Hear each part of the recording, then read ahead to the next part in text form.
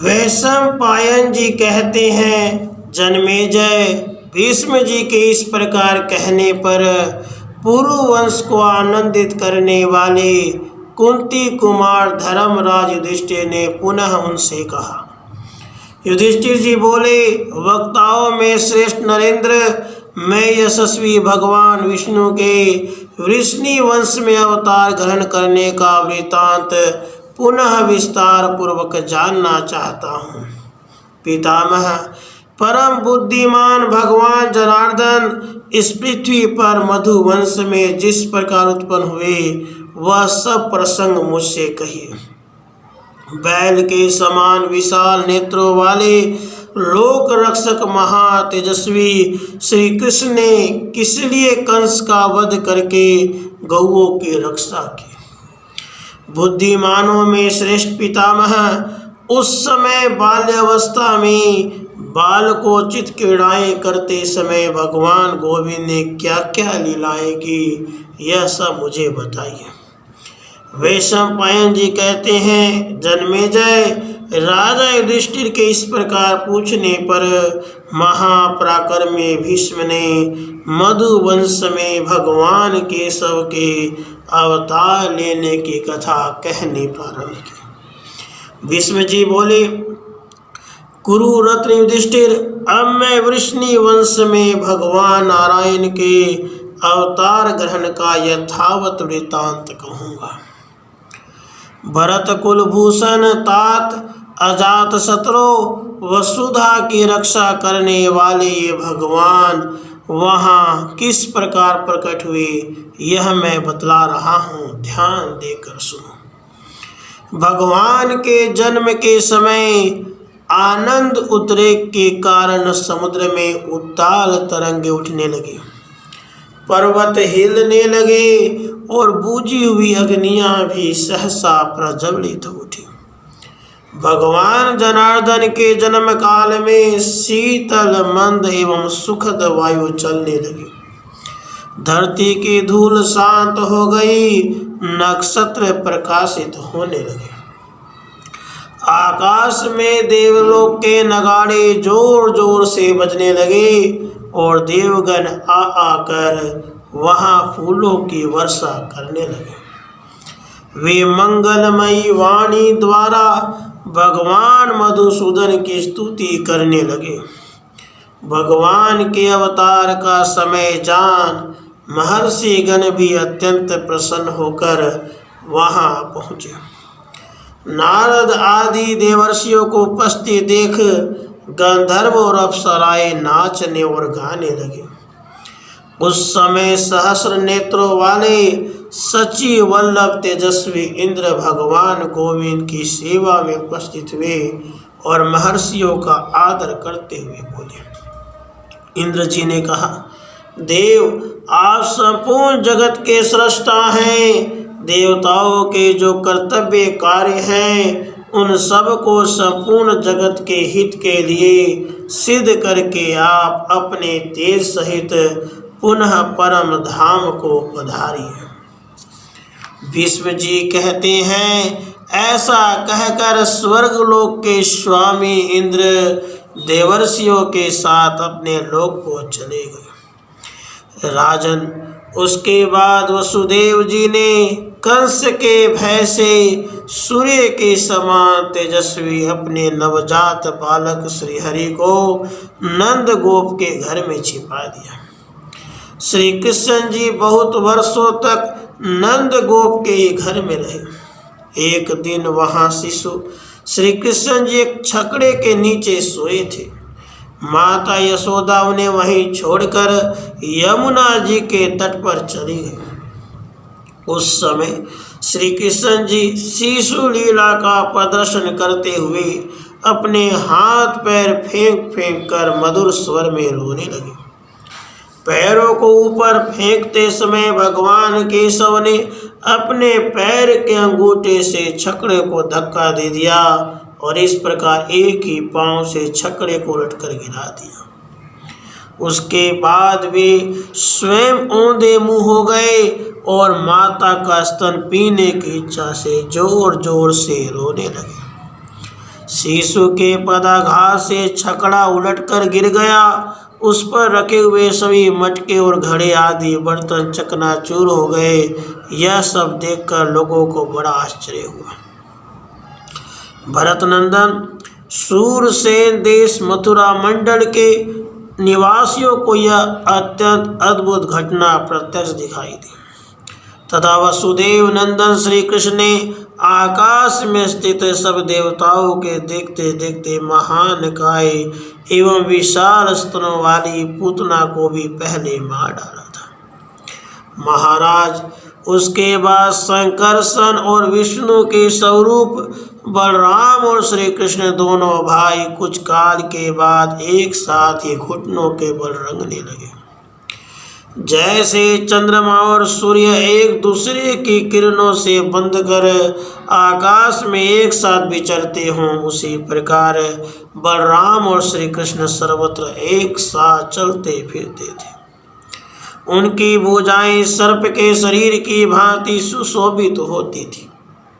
नरेश्वर, बलराम और श्री कृष्ण दोनों के अंग धूलि धूसरित होकर बड़ी शोभा पाते। भारत, कभी वे दोनों भाई घुटनों के बल चलते थे, जिससे उनमें घट्टे पड़े गए थे।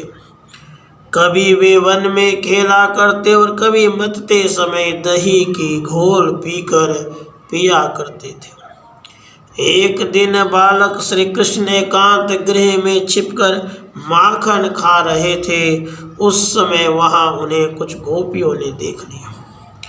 तब उन यशोदा आदि गोपांगनाओं ने एक रस्सी से श्री कृष्ण को उखल में बांध दिया। राजन, उस समय उन्होंने उस उखल को यमलार्जुन वृक्षों के बीच में अड़ाकर उन्हें जड़ शाखाओं सहित तोड़ डाला। यह एक अद्भुत सी घटना घटित हुई। उन वृक्षों पर दो विशालकाय असुर रहा करते थे। वे भी वृक्षों के टूटने के साथ ही साथ अपने प्राणों से हाथ धो बैठे। उसके बाद वे दोनों भाई श्री कृष्ण और बलराम बाल्य अवस्था की सीमा को पार करके उस ब्रजमंडल में ही 7 वर्ष की अवस्था वाले हो गए। बलराम नीले रंग के और श्री कृष्ण पीले रंग के वस्त्र धारण करते थे। एक के श्री अंगों पर पीले रंग का अंगराग लगता था, दूसरे के श्वेत रंग का। दोनों भाई काक पक्ष सिर के पिछले भाग में बड़े बड़े केश धारण किए बछड़े चराने लगे। उन दोनों की मुख छवि बड़ी मनोहारिणी थी। वे वन में जाकर श्रवण सुखद पर्णवाद्य, पत्तों के बाजे, पिपीहरी आदि बजाया करते थे। वहाँ 2 तरुण नागकुमारों की भांति उन दोनों की बड़ी शोभा होती थी। वे अपने कानों में मोर के पंख लगा लेते, मस्तक पर पल्लवों के मुकुट धारण करते और गले में वनमाला डाल लेते थे।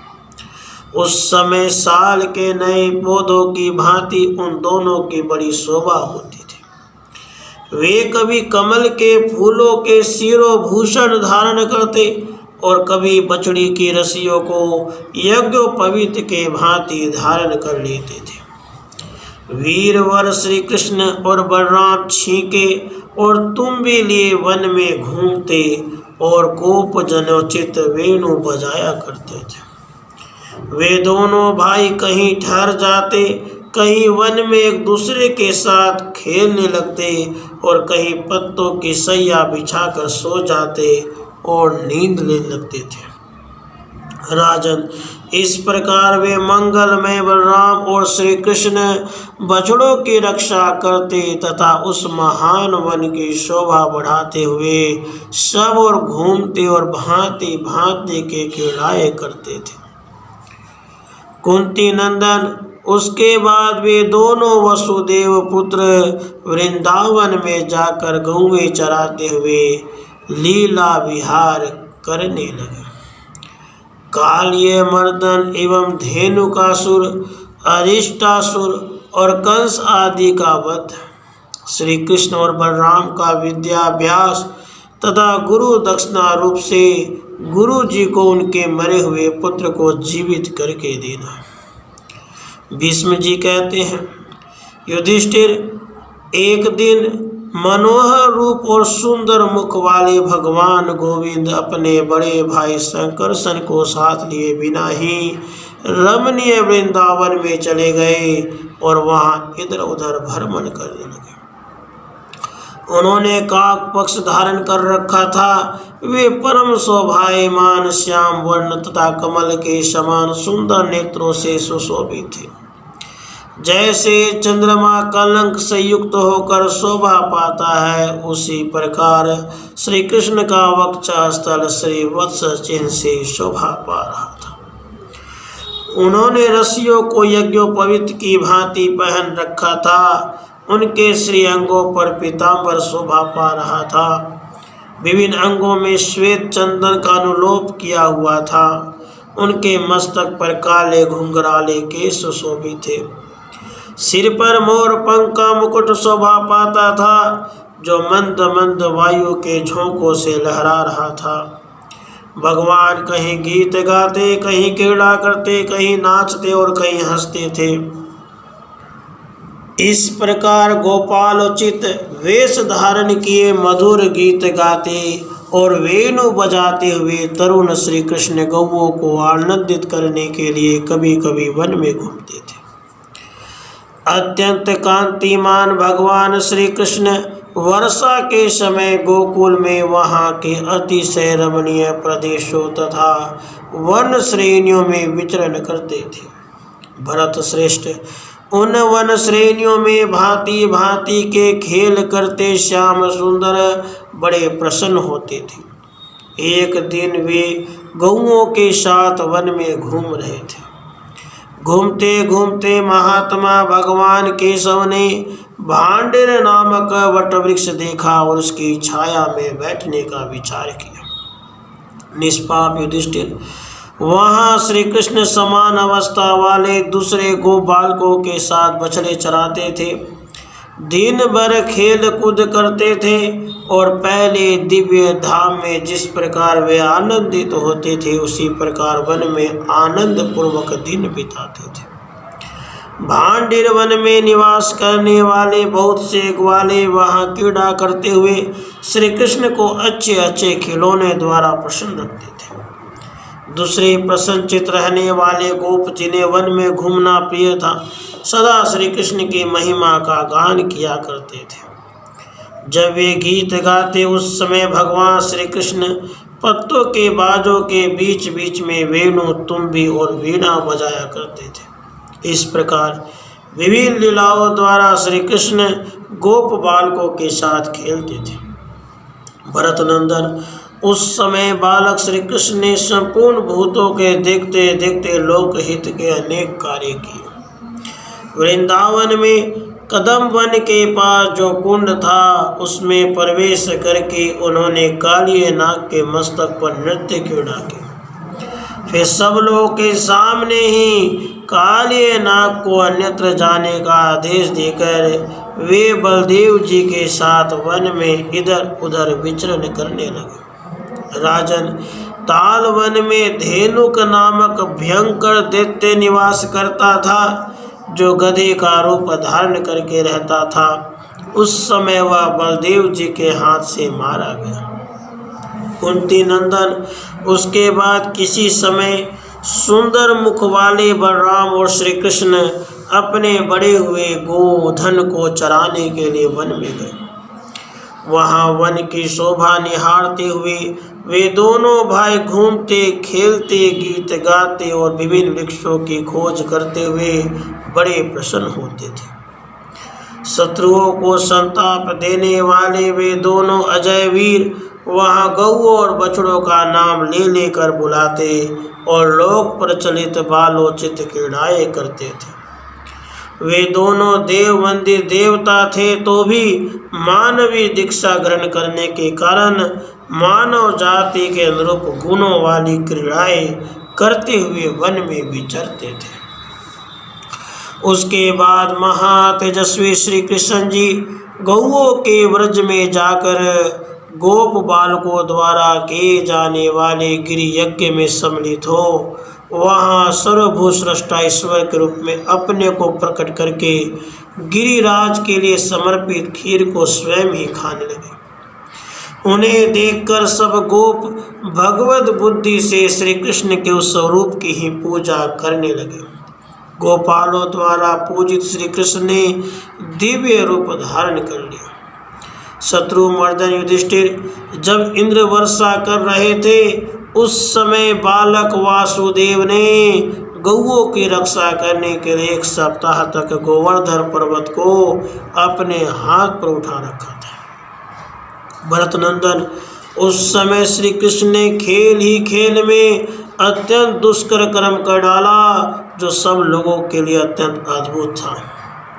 देवादिदेव इंद्र ने भूतल पर आकर जब श्री कृष्ण को गोवर्धन धारण किए देखा, तब उन्हें बड़ी प्रसन्नता हुई।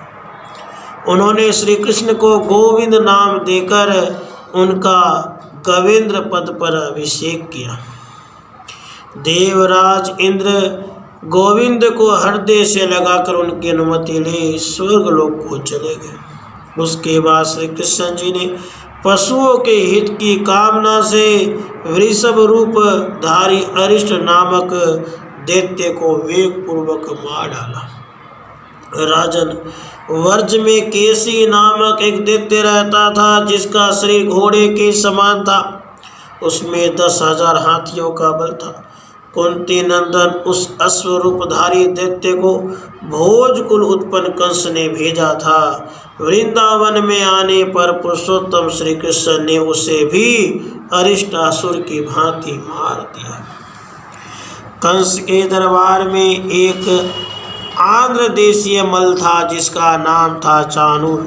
वह एक महान असुर था। श्री कृष्ण ने उसे भी मार डाला। भरतनंदन कंस का भाई शत्रुनाशक सुनामा कंस की सारी सेना का अगुआ सेनापति था।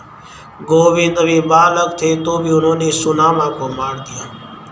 भारत दंगल देखने के लिए जुटे हुए जन समाज में युद्ध के लिए तैयार खड़े हुए मुष्टिक नामक पहलवान को बलराम जी ने अखाड़े में ही मार दिया।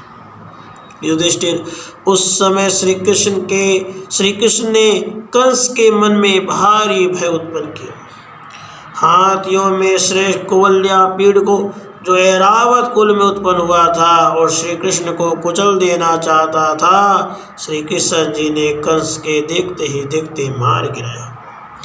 फिर शत्रुनाशक श्री कृष्ण ने सब लोगों के सामने ही कंस को मारकर उग्रसेन को राजपद पर अभिषिक्त कर दिया और अपने माता पिता देवकी वसुदेव के चरणों में प्रणाम किया।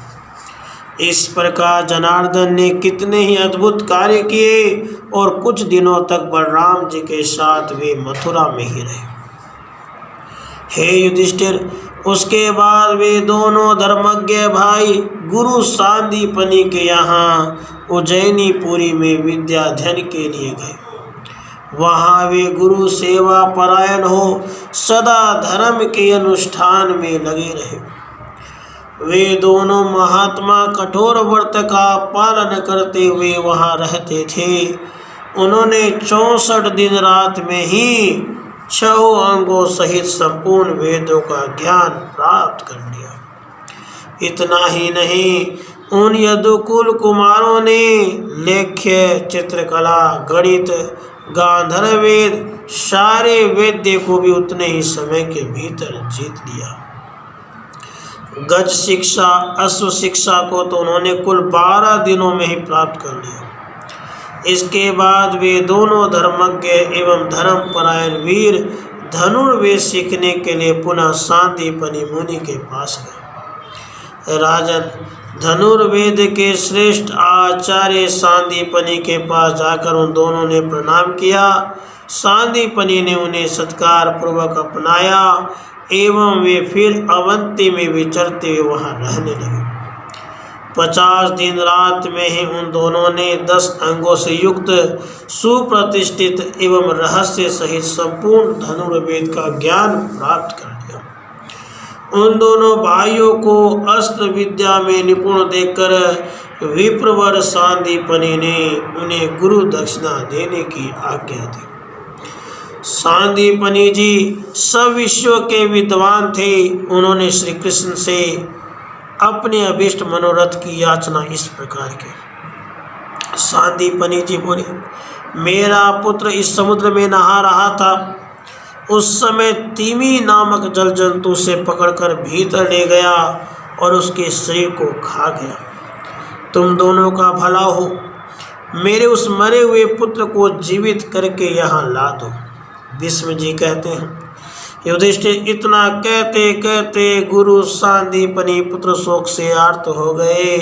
यद्यपि उनकी मांग बहुत कठिन थी, तीनों लोकों में दूसरे किसी पुरुष के लिए इस कार्य का साधन करना संभव था, तो भी श्री कृष्ण जी ने उसे पूर्ण करने की प्रतिज्ञा कर ली। भरत श्रेष्ठ जिसने सांदीपनि के पुत्र को मारा था, उस असुर को दोनों भाइयों ने युद्ध करके समुद्र में मार गिराया। उसके बाद अमित तेजस्वी भगवान श्री कृष्ण के कृपा प्रसाद से सांदीपनि का पुत्र, जो दीर्घ काल से यमलोक में जा चुका था, पुनः पूर्ववत शरीर धारण करके जी उठा। वह शक्य अचिंत्य और अत्यंत अद्भुत कार्य देखकर सभी प्राणियों को बड़ा आश्चर्य हुआ। बलराम और श्री कृष्ण ने अपने गुरु को सब प्रकार के ऐश्वर्य, गाय, घोड़े और प्रचुर धन सब कुछ दिए। उसके बाद गुरु पुत्र को लेकर भगवान ने गुरु जी को सौंप दिया। उस पुत्र को आया देख सांदीपनि के नगर के लोग यह मान गए कि श्री कृष्ण के द्वारा यह ऐसा कार्य संपन्न हुआ है जो अन्य सब लोगों के लिए संभव और अचिंत्य है। भगवान नारायण के सिवा दूसरा कौन ऐसा पुरुष है जो इस अद्भुत कार्य को सोच भी सके, करना तो दूर की बात है। भगवान श्री कृष्ण जी ने गदा और परीख के युद्ध में तथा संपूर्ण अस्त्र शस्त्रों के ज्ञान में सबसे श्रेष्ठ स्थान प्राप्त कर लिया। वे समस्त लोकों में विख्यात हो गए। तात युधिष्ठिर, भोज राजकुमार कंस भी अस्त्र ज्ञान, बल और पराक्रम में कार्तवीर्य अर्जुन की समानता करता था। भोज वंश के राज्य की वृद्धि करने वाले भोज राजकुमार कंस से भूमंडल के सब राजा उसी प्रकार उद्विग्न रहते थे जैसे गरुड़ से सर्प। भरतनंदन उसके यहाँ धनुष, खंग और चमचमाते हुए भाले लेकर विचित्र प्रकार से युद्ध करने वाले 1 करोड़ पैदल सैनिक थे। भोजराज के रथी सैनिक जिनके रथों पर सुवर्णमय ध्वज फहराते रहते थे तथा जो सूरवीर होने के साथ युद्ध में कभी पीठ दिखलाने वाले नहीं थे, 8 लाख की संख्या में थे। युधिष्ठिर, कंस के यहाँ युद्ध से कभी पीछे न हटने वाले हाथी सवार भी 8 ही लाख थे। उनके हाथियों के पीठ पर सुवर्ण के चमकीले होदे कसे होते थे। भोजराज के वे पर्वताकार गजराज विचित्र ध्वजा पताकाओं से सुशोभित होते थे और सदा संतुष्ट रहते थे। युधिष्ठिर, भोजराज कंस के यहाँ आभूषणों से सजी हुई शीघ्रगामिनी हाथिनियों की विशाल सेना गजराजों की अपेक्षा दुनी थी। उसके यहाँ 16,000 घोड़े ऐसे थे जिनका रंग पलाश के फूल की भांति लाल था। राजन, किशोर अवस्था के घोड़ों का एक दूसरा दल भी मौजूद था जिनकी संख्या 16,000 थी। इन अश्वों के सवार भी बहुत अच्छे थे। इस अश्व सेना को कोई भी बलपूर्वक दबा नहीं सकता था। कंस का भाई सुनामा इन सब का सरदार था। वह भी कंस के समान बलवान था एवं सदा कंस की रक्षा के लिए तत्पर रहता था। कंस के यहाँ घोड़ों का एक और भी बहुत बड़ा दल था जिसमें सभी रंग के घोड़े थे। उस दल का नाम था मिश्रक। मिश्रकों की संख्या 60,000 बतलाई जाती है। कंस के साथ रहने वाला समर एक भयंकर नदी के समान था। कंस का रोष ही उस नदी का महान वेग था। ऊंचे ऊंचे ध्वज तटवर्ती वृक्षों के समान जान पड़ते थे। मत वाले हाथी बड़े बड़े ग्राहों के समान थे। वह नदी यमराज की आज्ञा के अधीन होकर चलती थी। अस्त्र शस्त्रों के समूह उसमें फेन का भ्रम उत्पन्न करते थे।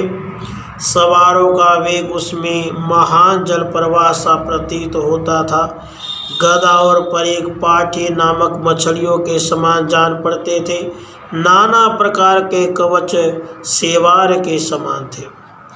रथ और हाथी उसमें बड़ी बड़ी भंवरों का दृश्य उपस्थित करते थे। नाना प्रकार का रक्त ही कीचड़ का काम करता था।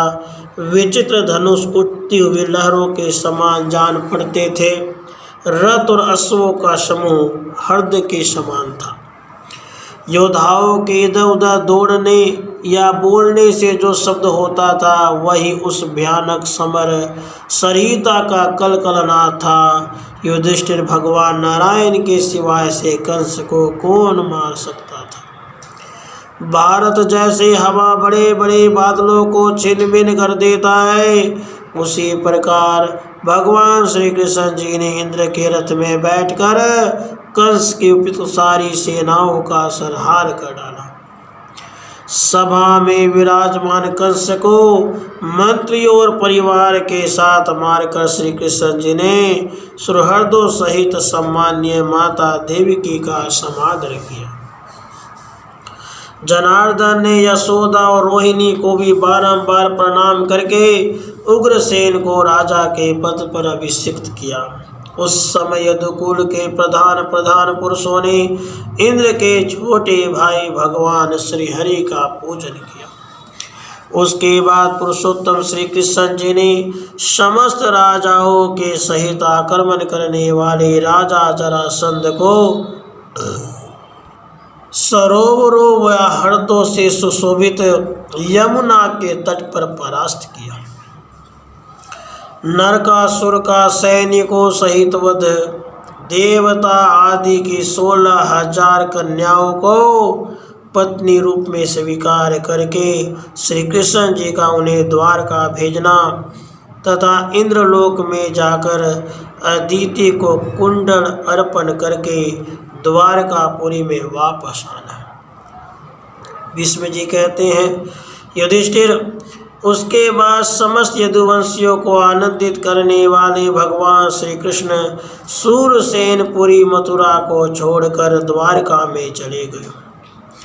कमल नयन श्री कृष्ण ने असुरों को पराजित करके जो बहुत से रत्न और वाहन प्राप्त किए थे उनका भी द्वारका में यथोचित रूप से संरक्षण करते थे।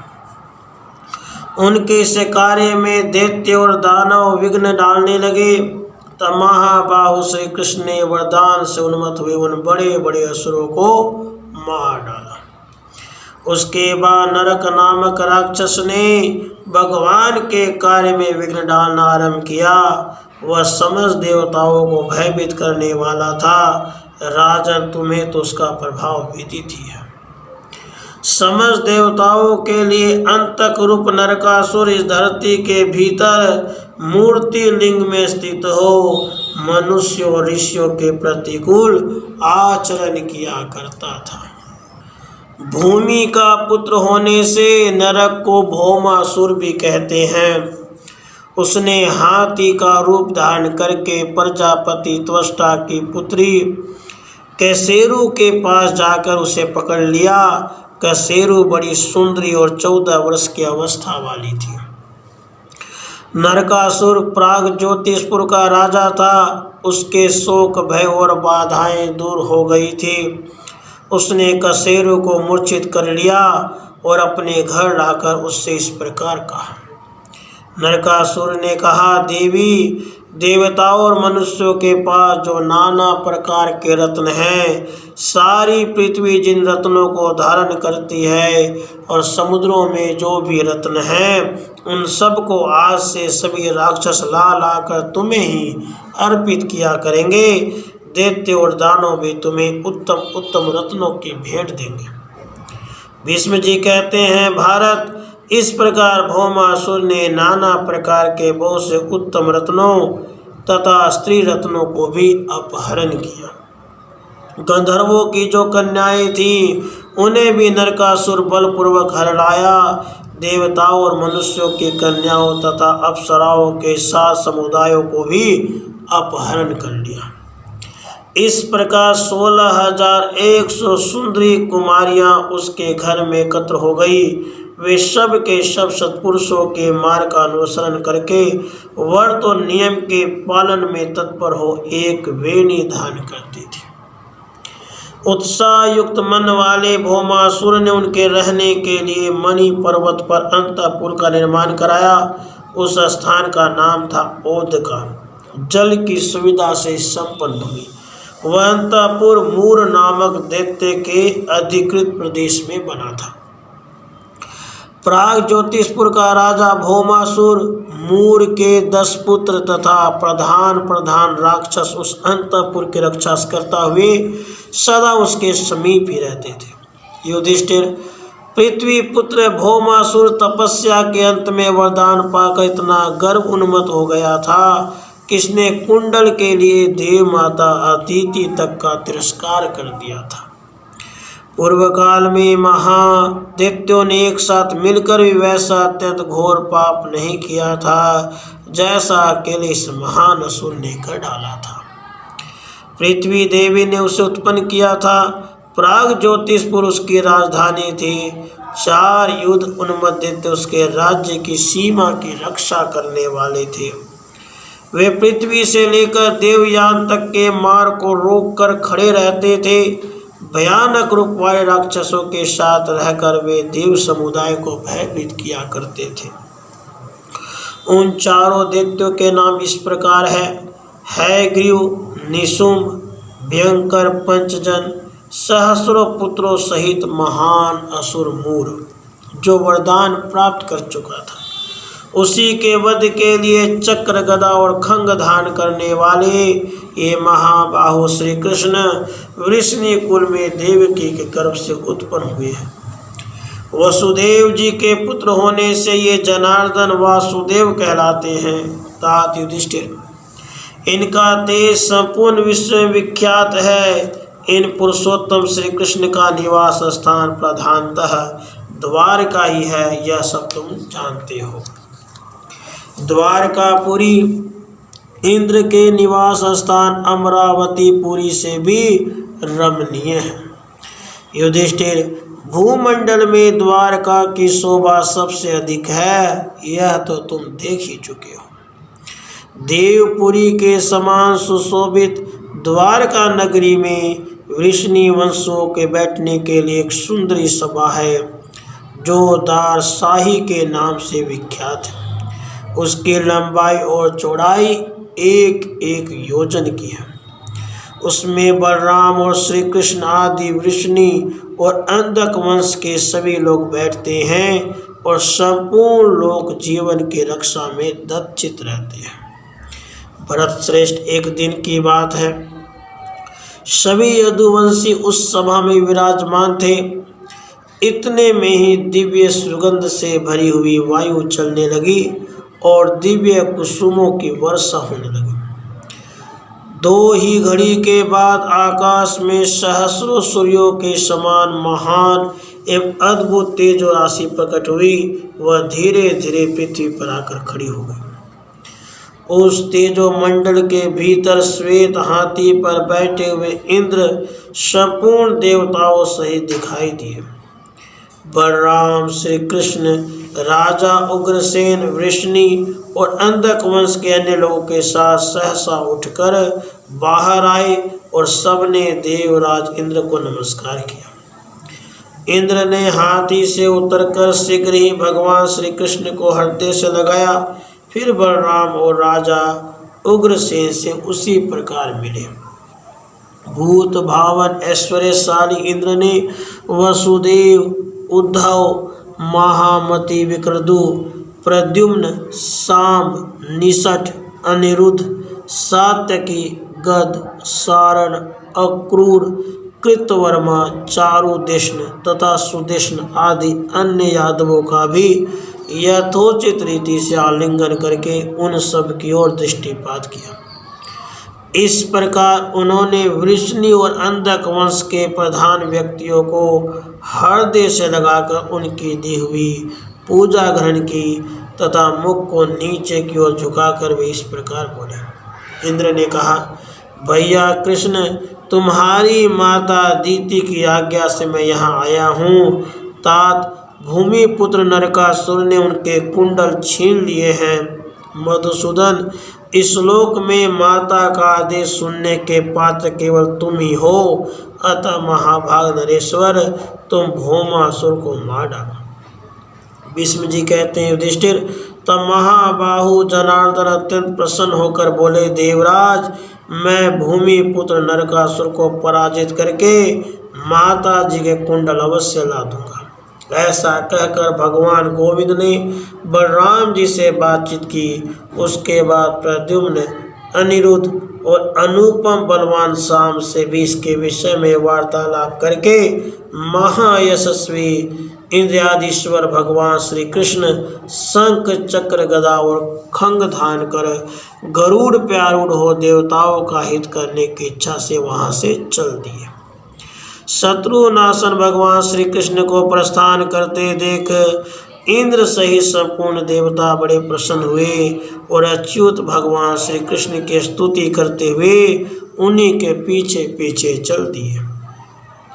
भगवान श्री कृष्ण ने नरकासुर के उन मुख्य राक्षसों को मारकर मूर दैत्य के बनाए हुए 6000 पाशों को देखा, जिनके किनारों के भागों में छुरे लगे हुए थे।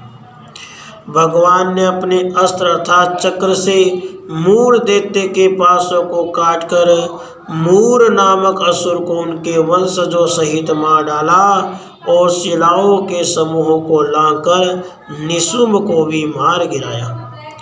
उसके बाद जो अकेला ही सहस्र योद्धाओं के समान था, जो संपूर्ण देवताओं के साथ अकेला ही युद्ध कर सकता था, उस महाबली एवं महापराक्रमी हयग्रीव को भी मार दिया। भरत श्रेष्ठ, संपूर्ण यादवों को आनंदित करने वाले अमित तेजस्वी दुर्धर्ष वीर भगवान देवकी नंदन ने ओदका के अंतर्गत लोहित गंगा के बीच विरूपाक्ष को तथा पंचजन नाम से प्रसिद्ध नरकासुर के 5 भयंकर राक्षसों को भी मार गिराया। फिर भगवान अपनी शोभा से उद्दीप्त से दिखाई देने वाले प्राग ज्योतिषपुर में जा पहुँचे। वहाँ उनका दानवों से फिर युद्ध छिड़ गया। भरत कुलभूषण वह महान युद्ध देवासुर संग्राम के रूप में परिणत हो गया। उसके समान लोक विस्मयकारी युद्ध दूसरा कोई कभी नहीं हो सकता। चक्रधारी भगवान श्री कृष्ण से भिड़कर सभी दानव वहाँ चक्र से छिन्न भिन्न एवं शक्ति तथा खड्ग से आहत होकर धराशायी हो गए। परंतु युधिष्ठिर इस प्रकार 8 लाख दानवों का संहार करके पुरुष ही पुरुषोत्तम श्री कृष्ण पाताल गुफा में गए, जहाँ देव समुदाय को आतंकित करने वाला नरकासुर रहता था। अत्यंत तेजस्वी भगवान मधुसूदन ने मधु की भांति पराक्रमी नरकासुर से युद्ध प्रारंभ किया। भारत देव माता दीति के कुंडलों के लिए भूमिपुत्र महाकाय नरकासुर के साथ छिड़ा हुआ यह युद्ध बड़ा भयंकर था। बलवान मधुसूदन ने चक्र हाथ में लिए हुए नरकासुर के साथ 2 घड़ी तक खिलवाड़ करके बलपूर्वक चक्र से उसके मस्तक को काट डाला। चक्र से छिन्न भिन्न होकर घायल हुए शरीर वाले नरकासुर का मस्तक वज्र के समारे हुए वृत्रासुर के सिर की भांति सहसा पृथ्वी पर गिर पड़ा। भूमि ने अपने पुत्र को रणभूमि में गिरा हुआ देख अदिति के दोनों कुंडल लौटा दिए और महाबाहु भगवान श्री कृष्ण जी से इस प्रकार कहा। भूमि बोली, प्रभु मधुसूदन, आपने इसे जन्म दिया था, आपने इसे मारा है। आपके जैसी इच्छा हो वैसे ही लीला करते हुए नरकासुर की संतान का पालन कीजिए। श्री भगवान ने कहा, भामिनी, तुम्हारा यह पुत्र देवताओं, मुनियों, पितरों, महात्माओं तथा संपूर्ण भूतों के उद्भोग का पात्र हो रहा था। यह पुरुषाधम ब्राह्मणों से द्वेष रखने वाला, देवताओं का शत्रु तथा संपूर्ण विश्व का कंटक था, इसलिए सब लोग इससे द्वेष रखते थे। इस बलवान असुर ने बल के घमंड में आकर संपूर्ण विश्व के लिए वंदनीय देव माता अदिति को भी कष्ट पहुंचाया और उनके कुंडल ले लिए। इन्हीं सब कारणों से यह मारा गया है। भामिनी, मैंने इस समय जो कुछ किया है उसके लिए तुम्हें मुझ पर शोभ नहीं करना चाहिए। महाभागे, तुम्हारे पुत्र ने मेरे प्रभाव से अत्यंत उत्तम गति प्राप्त की है, इसलिए जाओ, मैंने तुम्हारा भार उतार दिया है। भीष्म जी कहते हैं, युधिष्ठिर, भूमि पुत्र नरकासुर को मारकर सत्यभामा सहित भगवान श्री कृष्ण ने लोकपालों के साथ जाकर नरकासुर के घर को देखा। यशस्वी नरक के घर में जाकर उन्होंने नाना प्रकार के रत्न और अक्षय धन देखा।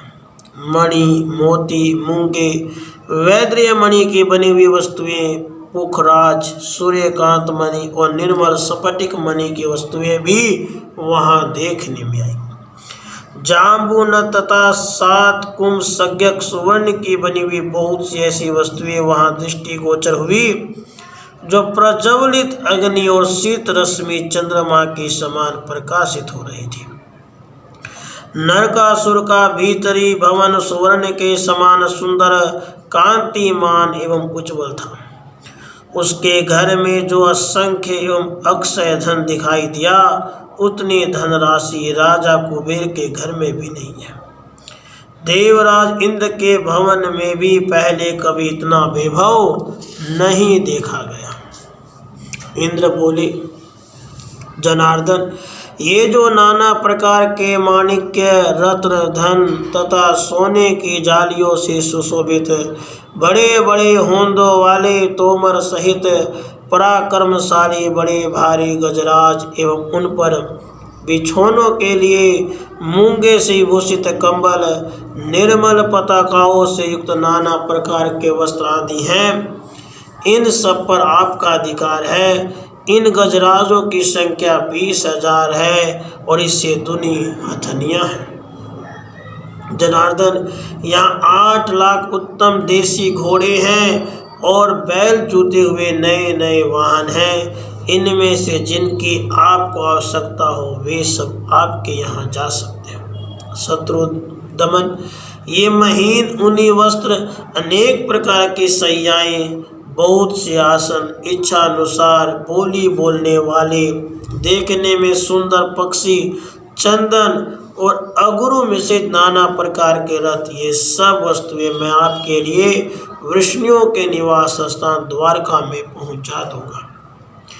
भीष्म जी कहते हैं, युधिष्ठिर, देवता, गंधर्व, दैत्य और असुर संबंधी जितने भी रत्न नरकासुर के घर में उपलब्ध हुए, उन्हें शीघ्र ही गरुड़ पर रखकर देवराज इंद्र दारसा वंश के अधिपति भगवान श्री कृष्ण जी के साथ मणि पर्वत पर गए।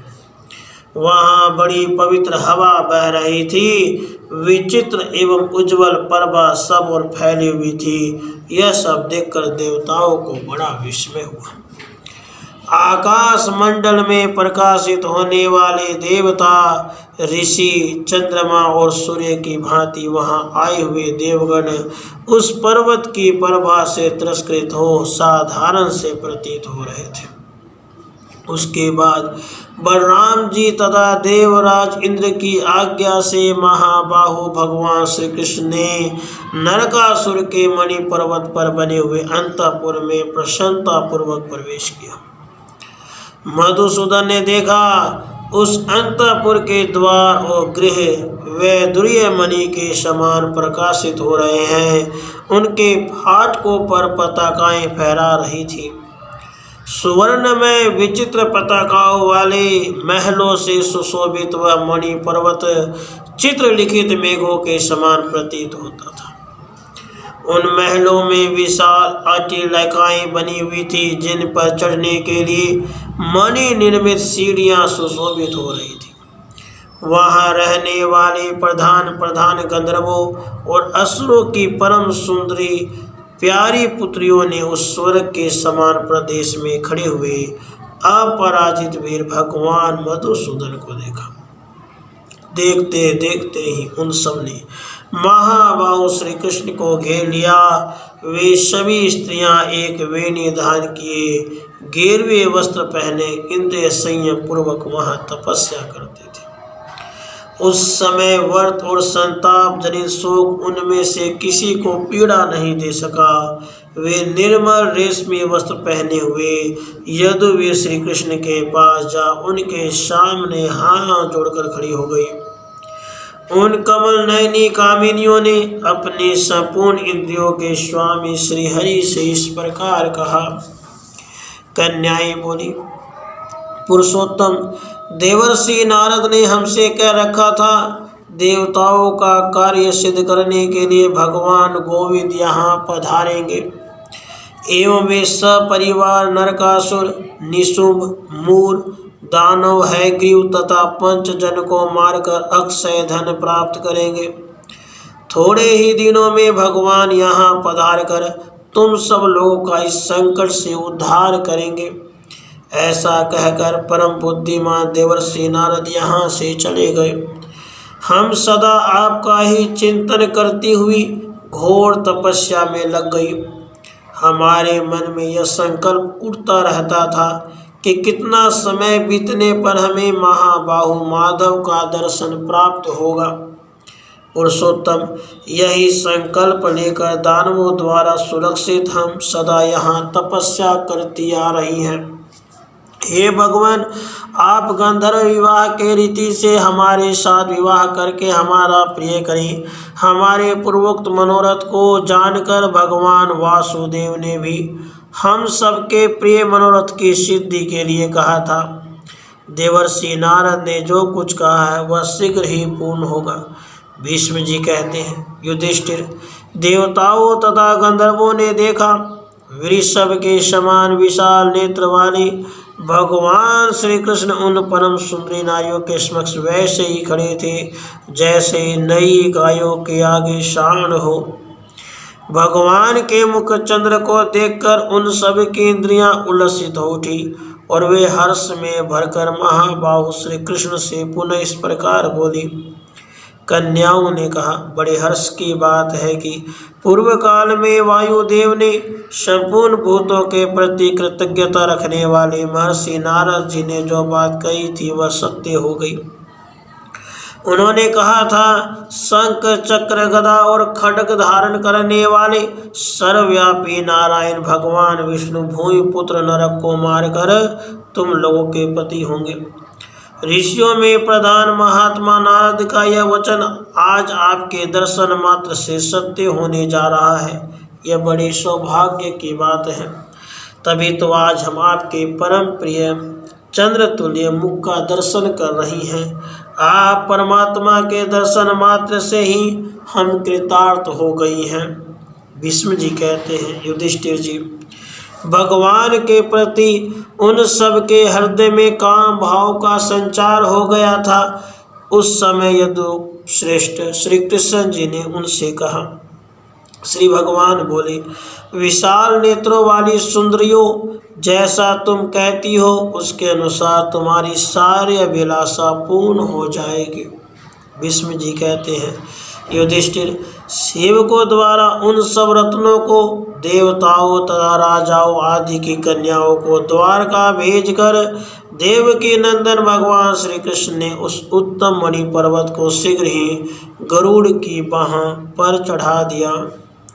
केवल पर्वत ही नहीं, उस पर रहने वाले जो पक्षियों के समुदाय हाथी, सर्प, मृग, नाग, बंदर, पत्थर, शिला, न्यंकु, वराह, रुरु मृग, झरने, बड़े बड़े शिखर, विचित्र मोर आदि थे। उन सब के साथ मणि पर्वत को उखाड़ कर इंद्र के छोटे भाई श्री कृष्ण ने सब प्राणियों के देखते देखते गरुड़ पर रख लिया। महाबली गरुड़ श्री कृष्ण, बलराम तथा महाबलवान इंद्र को, उस अनुपम रत्न राशि तथा पर्वत को, वरुण देवता के दिव्य अमृत तथा चंद्र तुल्य उज्ज्वल शुभ कारक छत्र को वहन करते हुए चल दिए। उनका शरीर विशाल पर्वत के समान था। वे अपने पांखों को बलपूर्वक हिला हिलाकर सब दिशाओं में भारी शोर मचाते हुए जा रहे थे।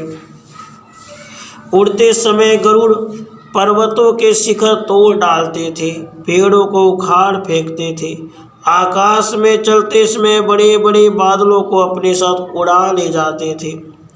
वे अपने तेज से ग्रह, नक्षत्र, तारों, सप्तर्षियों के प्रकाश पुंज को तिरस्कृत करते हुए चंद्रमा और सूर्य के मार्ग पर जा पहुँचे।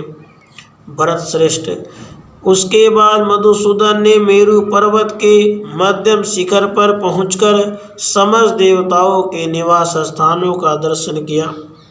उन्होंने विश्व देवों, मरुदगणों, साध्यों के प्रकाशमान स्थानों को लांघकर अश्वनी कुमारों के पुण्यतम लोक में पदार्पण किया। उसके बाद भगवान श्री कृष्ण देवलोक में जा पहुँचे। इंद्र भवन के निकट जाकर भगवान जनार्दन गरुड़ पर से उतर पड़े। वहां उन्होंने देव माता अदिति के चरणों में प्रणाम किया। फिर ब्रह्मा और दक्ष आदि प्रजापतियों ने तथा संपूर्ण देवताओं ने उनका भी स्वागत सत्कार किया। उस समय बलराम सहित भगवान केशव ने माता अदिति को दोनों दिव्य कुंडल और बहुमूल्य रत्न भेंट किए। यह सब ग्रहण करके माता अदिति का मानसिक दुख दूर हो गया और उन्हें इंद्र के छोटे भाई यदुकुल तिलक श्री कृष्ण और बलराम का आदर सत्कार किया। इंद्र की महारानी सची ने उस समय भगवान श्री कृष्ण की पटरानी सत्यभामा का हाथ पकड़कर उन्हें माता अदिति की सेवा में पहुंचाया। देव माता की सारी चिंता दूर हो गई थी। उन्होंने श्री कृष्ण का प्रिय करने की इच्छा से सत्यभामा को उत्तम वर दिया। अदिति बोली, सुंदर मुख वाली बहू, जब तक श्री कृष्ण मानव शरीर में रहेंगे तब तक तो वृद्धावस्था को प्राप्त न होगी और सब प्रकार के दिव्य सुगंध एवं उत्तम गुणों से सुशोभित होती रहेंगी। विष्णु जी कहते हैं, युधिष्ठिर, सुंदरी सत्यभामा सची देवी के साथ घूम फिरकर उनकी आज्ञा ले भगवान श्री कृष्ण के विश्राम गृह में चली गई। उसके बाद शत्रुओं का दमन करने वाले भगवान श्री कृष्ण महर्षियों से सेवित और देवताओं द्वारा पूजित होकर देवलोक से द्वारका को चले गए। महाबाहो, भगवान श्री कृष्ण लंबा मार्ग तय करके उत्तम द्वारका नगरी में, जिसके प्रधान द्वार का नाम वर्धमान था, जा पहुँचे। द्वारकापुरी एवं रुक्मणी आदि रानियों के महलों का वर्णन श्री बलराम और श्री कृष्ण का द्वारका में प्रवेश। भीष्म जी कहते हैं, युधिष्ठिर, सर्वव्यापी नारायण स्वरूप भगवान श्री कृष्ण ने सब प्रकार के मनोवांछित पदार्थों से भरी पूरी द्वारकापुरी को देखकर प्रसन्नता पूर्वक उसमें प्रवेश करने की तैयारी की। उन्होंने देखा द्वारकापुरी के सब और बगीचों में बहुत से रमणीय वृक्ष समूह शोभा पा रहे हैं, जिनमें नाना प्रकार के फल और फूल लगे हुए हैं। वहाँ के रमणीय राज सदन सूर्य और चंद्रमा के समान प्रकाशमान तथा मेरु पर्वत के शिखरों की भांति गगनचुंबी थे। उन भवनों से विभूषित द्वारकापुरी की रचना साक्षात विश्वकर्मा ने की थी। उस पुरी के चारों ओर बनी हुई चौड़ी खाइयाँ उसकी शोभा बढ़ा रही थी। उनमें कमल के फूल खिले हुए थे। हंस आदि पक्षी उसके जल का सेवन करते थे। वे देखने में गंगा और सिंधु के समान जान पड़ती थी। सूर्य के समान प्रकाशित होने वाली ऊंची गगनचुंबियाँ, श्वेत चहार दीवारी से सुशोभित द्वारकापुरी, सफेद बादलों से घिरी हुई अमरावती के समान जान पड़ती थी। नंदन और मिश्रक जैसे वन उस पुरी की शोभा बढ़ा रहे थे। वहाँ का दिव्य चैत्र रथ वन ब्रह्मा जी के अलौकिक उद्यान की भांति शोभित था। सभी ऋतुओं के फलों से भरे हुए वैभराज नामक वन के समान मनोहर उपवनों से घिरी हुई द्वारकापुरी ऐसे जान पड़ती थी मानो आकाश में तारिकाओं से व्याप्त स्वर्गपुरी शोभा पा रही हो। रमणीय द्वारकापुरी की पूर्व दिशा में महाकाय रेवतक पर्वत जो पुरी का आभूषण रूपता सुशोभित हो रहा था, उसके शिखर बड़े मनोहर थे। पुरी के दक्षिणी भाग में लता वेस्ट नामक पर्वत शोभा पा रहा था, जो 5 रंग का होने के कारण इंद्रधनुष सा प्रतीत होता था। पश्चिम दिशा में सुकक्ष नामक रजत पर्वत था, जिसके ऊपर विचित्र पुष्पों से सुशोभित महान वन शोभा पा रहा था। पांडव श्रेष्ठ उसी प्रकार उत्तर दिशा में मंदराचल के समान श्वेत वर्ण वाला वेणुमंत पर्वत शोभायमान था। रेवतक पर्वत के पास चित्रकंबल के से वर्ण वाले 5 जन्य वन तथा सर्वऋतुक वन की भी बड़ी शोभा होती थी। लता वेस्ट पर्वत के चारों ओर मेरुप्रभ नामक महान वन, ताल वन तथा कमलों से सुशोभित पुष्पक वन शोभा पा रहे हैं। सुकक्ष पर्वत को चारों ओर से घेरकर चित्रपुष्पक नामक महावन, शतपत्र वन, करवीर वन और कुसुम्भी वन सुशोभित होते हैं। वेणुमंत पर्वत के सब ओर चैत्ररथ, नंदन, रमण और भावन नामक महान वन शोभा पाते हैं। भारत महात्मा केशव के उस पुरी में पूर्व दिशा की ओर एक रमणीय पुष्करणी शोभा पाती है, जिसका विस्तार 100 धनुष है। 50 दरवाजों से सुशोभित और सब प्रकार से प्रकाशमान उस सुरम्य महापुरी द्वारका में श्री कृष्ण ने प्रवेश किया। वह कितनी बड़ी है, इसका कोई माप नहीं है। उसकी ऊंचाई भी बहुत अधिक थी। वह पूरी चारों ओर अत्यंत अगाध जलराशि से घिरी हुई थी। सुंदर सुंदर महलों से भरी हुई द्वारका का श्वेत अट्टिलिकाओं से सुशोभित होती थी। तीखे यंत्र, शतघ्नी, विभिन्न यंत्रों के समुदाय, लोहे के बने हुए बड़े बड़े चक्रों से सुरक्षित द्वारकापुरी को भगवान ने देखा। देवपुरी की भांति उसकी चहारद्वारी के निकट शूद्र घंटिकाओं से सुशोभित 8000 रथ शोभा पाते थे, जिनमें पताकाएं फहराती रहती थी। द्वारकापुरी चौड़ाई 8 योजन है, लंबाई 12 योजन है, अर्थात कुल 96 योजन विस्तृत है। उसका उपनिवेश समीपस्थ प्रदेश उससे दुगना अर्थात 192 योजन विस्तृत है। वह पूरी सब प्रकार से अविचल है। श्री कृष्ण ने उस पुरी को देखा। उसमें जाने के लिए 8 मार्ग हैं, बड़ी बड़ी ड्योढ़ियाँ हैं और 16 बड़े बड़े चौराहे हैं। इस प्रकार विभिन्न मार्गों से परिष्कृत द्वारकापुरी साक्षात शुक्राचार्य के नीति के अनुसार बनाई गई है। व्यूहों के बीच बीच में मार्ग बने हुए हैं। 7 बड़ी बड़ी सड़कें हैं। साक्षात विश्वकर्मा ने इस द्वारका नगरी का निर्माण किया है। सोने और मणियों की सीढ़ियों से सुशोभित यह नगरी जन जन को हर्ष प्रदान करने वाली है। यहाँ गीत के मधुर स्वर तथा अन्य प्रकार के घोष गूंजते रहते हैं। बड़ी बड़ी अट्टालिकाओं के कारण वह पूरी परम सुंदर प्रतीत होती है। नगरों में श्रेष्ठ उस द्वारका में यशस्वी दर्शावंशियों के महल देखकर भगवान पाक शासन इंद्र को बड़ी प्रसन्नता हुई। भगवान श्री कृष्ण जी के द्वारा बाणासुर पर विजय और भीष्म जी के द्वारा श्री कृष्ण महात्म्य का उपसंहार। भीष्म जी कहते हैं, महाराज युधिष्ठिर, उसके बाद महायशस्वी भगवान श्री कृष्ण अपनी रानियों के साथ दिन रात सुख का अनुभव करते हुए द्वारकापुरी में आनंद पूर्वक रहने लगे।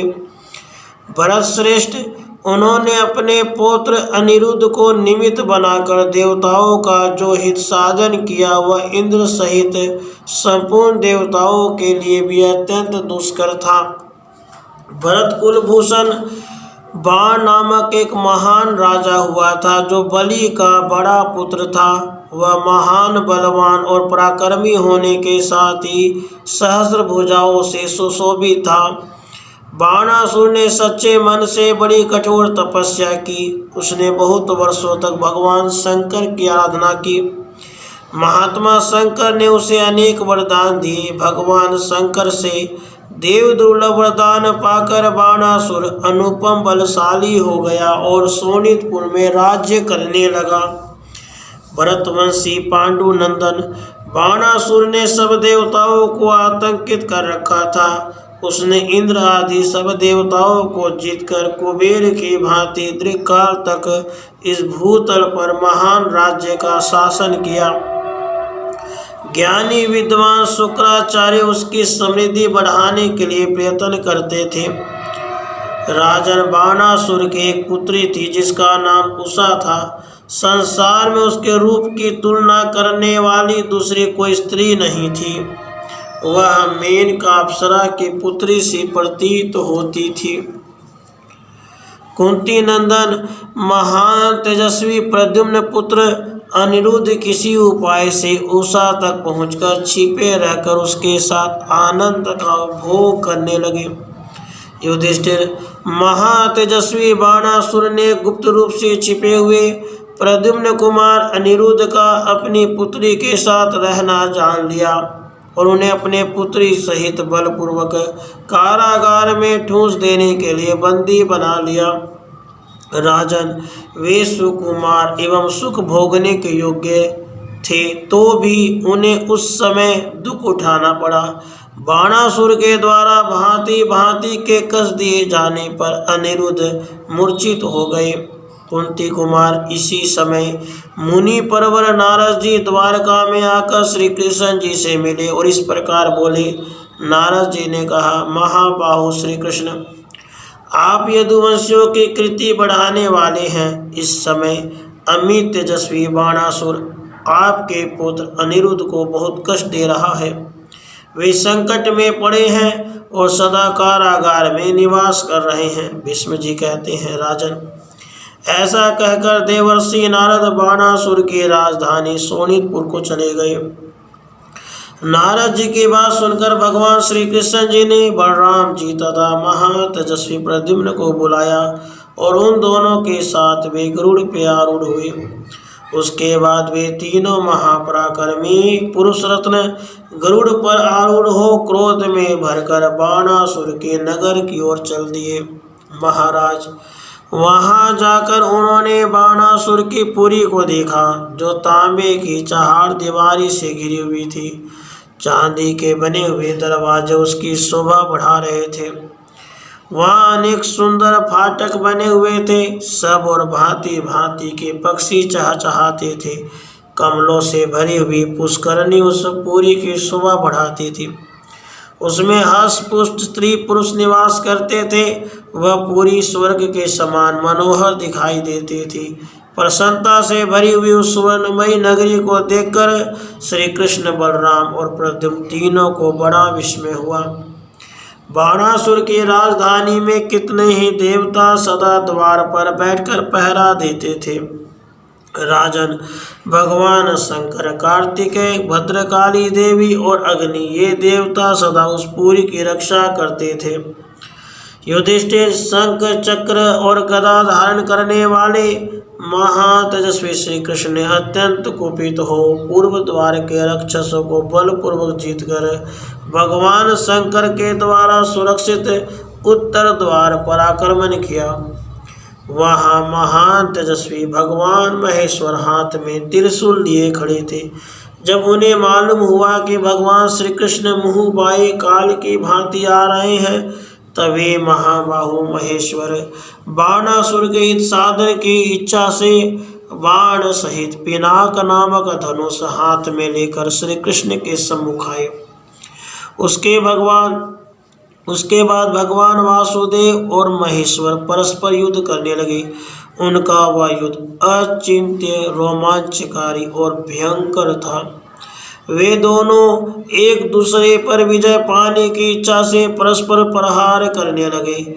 दोनों ही क्रोध में भरकर एक दूसरे पर दिव्यास्त्रों का प्रयोग करते थे।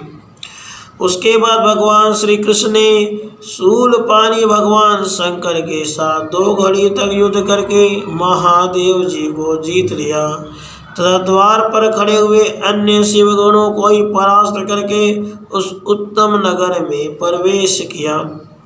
पांडुनंदन पुरी में प्रवेश करके अत्यंत क्रोध में भरे हुए श्री जनार्दन ने बाणासुर के पास पहुंचकर उसके साथ युद्ध छेड़ दिया। बाणासुर भी क्रोध से आग बबूला हो रहा था। उसने भी युद्ध में भगवान केशव पर सभी तीखे तीखे अस्त्र शस्त्र चलाए।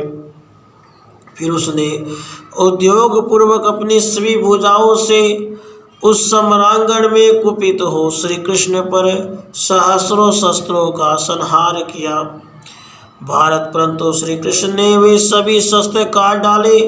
राजन उसके बाद भगवान अधोक्षज ने 2 घड़ी तक बाणासुर के साथ युद्ध करके अपना दिव्य उत्तम शस्त्र चक्र हाथ में उठाया और अमित तेजस्वी बाणासुर की हजारों भुजाओं को काट दिया। महाराज तब श्री कृष्ण द्वारा अत्यंत पीड़ित होकर बाणासुर भुजाएं कट जाने पर शाखाहीन वृक्ष की भांति धरती पर गिर पड़ा। इस प्रकार बलि पुत्र बाणासुर को रणभूमि में गिराकर श्री कृष्ण ने बड़ी उतावली के साथ कैद में पड़े हुए प्रद्युम्न कुमार अनिरुद्ध को छुड़ा लिया। पत्नी सहित अनिरुद्ध को छुड़ाकर भगवान गोविंद ने बाणासुर के सभी प्रकार के असंख्य रत्न हर लिए। उसके घर में जो भी गोधन अथवा अन्य प्रकार के धन मौजूद थे उन सब को भी यदुकुल की कीर्ति बढ़ाने वाले भगवान हर्षिकेश ने हर लिया। फिर वे सब रत्न लेकर मधुसूदन ने शीघ्रतापूर्वक गरुड़ पर रख लिए। कुंती नंदन उसके बाद उन्होंने महाबली बलदेव, अमित पराक्रमी प्रद्युम्न, परम कांतिमान अनिरुद्ध तथा सेवकों और दासियों सहित सुंदरी उषा उन सबको और नाना प्रकार के रत्नों को भी गरुड़ पर चढ़ाया।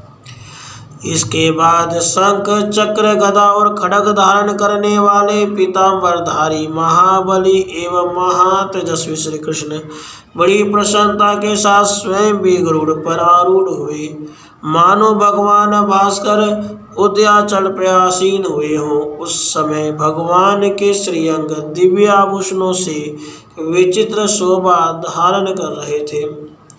गरुड़ पे आरूढ़ हो श्री कृष्ण द्वारका की ओर चल दिए। राजन अपनी पूरी द्वारका में पहुंचकर वे यदुवंशियों के साथ ठीक वैसे ही आनंद पूर्वक रहने लगे जैसे इंद्र स्वर्ग लोक में देवताओं के साथ रहते हैं। भगवान श्री कृष्ण ने मूर देखते के पास काट दिए, निशुभ और नरकासुर को मार डाला, प्राग ज्योतिषपुर का अमाज सब लोगों के लिए निष्कंटक बना दिया। इन्होंने अपने धनुष की टंकार और 5 जन्य शंख की हुंकार से समस्त भूपालों को आतंकित कर दिया है।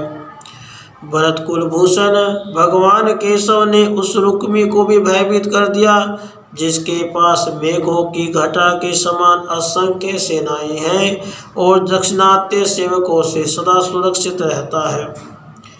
इन चक्र और गदा धारण करने वाले भगवान ने रुक्मी को हराकर सूर्य के समान तेजस्वी तथा मेघ के समान गंभीर घोष करने वाले रथ के द्वारा भोज कुल उत्पन्न रुक्मणी का अपहरण किया, जो इस समय इनकी महारानी के पद पर प्रतिष्ठित है। ये जारुथी नगरी में वहां के राजा आहूति को तथा क्रात एवं शिशुपाल को भी परास्त कर चुके हैं। इन्होंने शैव्य, दंतवक्र तथा शतधनवा नामक स्त्रियों को भी हराया है। इन्होंने इंद्रद्युम्न, काल यवन और कसेरुमान का भी क्रोध पूर्वक वध किया है। कमल नयन पुरुषोत्तम श्री कृष्ण ने चक्र के द्वारा सहस्रों पर्वतों को विदीर्ण करके द्युम्नसेन के साथ युद्ध किया है। भरत श्रेष्ठ, जो बल में अग्नि और सूर्य के समान थे और वरुण देवता के उभय पार्श्व में विचरण करते तथा जिनमें पलक मारते मारते एक स्थान से दूसरे स्थान में पहुंच जाने की शक्ति थी, वे गोपति और ताल केतु भगवान श्री कृष्ण के द्वारा महेंद्र पर्वत के शिखर पर इरावती नदी के किनारे पकड़े और मारे गए। अक्षप्रपतन के अंतर्गत नेमी हंसपत नामक स्थान में जो उनके अपने ही राज्य में पड़ता था, उन दोनों को भगवान श्री कृष्ण ने मारा था। बहुतेरे असुरों से घिरे हुए पुरुष श्रेष्ठ प्राग ज्योतिष में पहुंचकर वहां की पर्वतमाला के लाल शिखरों पर जाकर श्री कृष्ण ने उन लोकपाल वरुण देवता पर विजय पाई, जो दूसरे के लिए दुर्धर्ष, अजय और अत्यंत तेजस्वी है। यद्यपि इंद्र पारिजात के लिए द्वीप रक्षक बने हुए थे, स्वयं ही उसकी रक्षा करते थे, तथापि महाबली केशव ने उस वृक्ष का अपहरण कर लिया। लक्ष्मीपति जनार्दन ने पांड्य, पौंड्र, मत्स्य, कलिंग और अंग आदि देशों के समस्त राजाओं को एक साथ पराजित किया। यदुश्रेष्ठ श्री कृष्ण ने केवल एक रथ पर चढ़कर अपने विरोध में खड़े हुए 100 क्षत्रिय नरेशों को मौत के घाट उतारकर गांधार राजकुमारी सुषमा को अपनी महारानी बनाया। युधिष्ठिर, चक्र और गदा धारण करने वाले इन भगवान ने बभ्रू का प्रिय करने की इच्छा से वेणुधारी के द्वारा अपहृत की हुई उनकी भार्या का उद्धार किया था। इतना ही नहीं, मधुसूदन ने वेणुधारी के वश में पड़ी हुई घोड़ों, हाथियों तथा रथों सहित संपूर्ण पृथ्वी को भी जीत लिया। जिस बाणासुर ने तपस्या द्वारा बल, वीर्य और ओज पाकर समस्त देवेश्वरों को उनके गणों सहित भयभीत कर दिया था, इंद्र आदि देवताओं के द्वारा बारंबार वज्र, अश्नि, गदा और पाशों का प्रहार करके त्रास दिए जाने पर भी सम्रांगण में जिसकी मृत्यु न हो सकी, उसी दैत्यराज बाणासुर को महामना भगवान गोविंद ने उसकी सहस्र भुजाओं काटकर पराजित एवं शत विशत कर दिया। मधु दैत्य का विनाश करने वाले इन महाबाहु जनार्दन ने पीठ, कंस, पैठक और अतिलोमा नामक असुरों को भी मार गिराया। भरतश्रेष्ठ, इन महायशस्वी श्री कृष्ण ने जंभ, ऐरावत, विरूप और शत्रुमर्दन संबरासुर को भी अपनी विभूतियों द्वारा मरवा डाला। भरत कुलभूषण, इन कमल नयन श्रीहरि ने भोगवतीपुरी में जाकर वासुकी नाग को हराकर रोहिणी नंदन को बंधन से छुड़ाया। इस प्रकार शंकरसन सहित कमल नयन भगवान श्री कृष्ण ने बाल्यावस्था में ही बहुत से अद्भुत कर्म किए थे। ये ही देवताओं और असुरों को सर्वथा अभय तथा भय देने वाले हैं। भगवान श्री कृष्ण ही संपूर्ण लोकों के अधीश्वर हैं। इस प्रकार संपूर्ण दुष्टों का दमन करने वाले ये महाबाहु भगवान श्रीहरि अत्यंत देव कार्य सिद्ध करके अपने परम धाम को पधारेंगे। ये महायशस्वी श्री कृष्ण मुनि जन वांछित एवं भोगों से संपन्न रमणीक द्वारकापुरी को आत्मसात करके समुद्र में विलीन कर देंगे। ये चैत्य और यूपों से संपन्न परम पुण्यवती रमणीय एवं मंगलमयी द्वारका को वन उपवनों सहित वरुणालय में डुबा देंगे। सूर्यलोक के समान कांतिमती एवं मनोरम द्वारकापुरी को जब श्रांग धनवा वासुदेव त्याग देंगे, उस समय समुद्र इसे अपने भीतर ले लेगा। भगवान मधुसूदन के सिवा देवताओं, असुरों और मनुष्यों में ऐसा कोई राजा न हुआ और न होगा ही जो द्वारकापुरी में रहने का संकल्प भी कर सके। उस समय वृषणी और अंधक वंश के महारथी एवं उनके कांतिमान शिशु भी प्राण त्याग कर भगवत सेवित परम धाम को प्राप्त करेंगे। इस प्रकार ये दर्शावंशियों के सब कार्य विधि पूर्वक संपन्न करेंगे। ये स्वयं ही विष्णु, नारायण, सोम, सूर्य और सविता हैं। ये अपरमेय हैं, इन पर किसी का नियंत्रण नहीं चल सकता। ये इच्छानुसार चलने वाले, सबको अपने वश में रखने वाले हैं। जैसे बालक खिलौने से खेलता है, उसी प्रकार ये भगवान संपूर्ण प्राणियों के साथ आनंदमयी क्रीड़ा करते हैं। ये प्रभु न तो किसी के गर्भ में आते हैं और न किसी योनि विशेष में ही इनका आवास हुआ है, अर्थात ये अपने आप ही प्रकट हो जाते हैं। श्री कृष्ण अपने ही तेज से सबकी सद्गति करते हैं। जैसे बुदबुद पानी से उठकर फिर उसी में विलीन हो जाता है, उसी प्रकार समस्त चराचर भूत सदा भगवान नारायण से प्रकट होकर उन्हीं में विलीन हो जाते हैं। भारत, इन महाबाहु केशव की कोई इति से नहीं बताई जा सकती। इन विश्वरूप परमेश्वर से भिन्न पर और अपर कुछ भी नहीं है। यह शिशुपाल मूढ़ बुद्धि पुरुष है। यह भगवान श्री कृष्ण को सर्वत्र व्यापक और सर्वदा अस्थिर नहीं जानता, इसलिए उनके संबंध में ऐसी बातें कहता है। जो बुद्धिमान मनुष्य उत्तम धर्म की खोज करता है, वह धर्म के स्वरूप को जैसा समझता है वैसा यह चेदिराज शिशुपाल नहीं समझता। अथवा वृद्धों और बालकों सहित यहाँ बैठे हुए समस्त महात्मा राजाओं में ऐसा कौन है जो श्री कृष्ण को पूज्य न मानता हो, या कौन है जो इनकी पूजा न करता हो? यदि शिशुपाल इस पूजा को अनुचित मानता है, तो अब उस अनुचित पूजा के विषय में उसे जो उचित जान पड़े वैसा करे। इस प्रकार श्री महाभारत सभा पर्व के अंतर्गत अर्घाभिहरण पर्व में भीष्म वाक्य नामक 38वां अध्याय पूरा हुआ।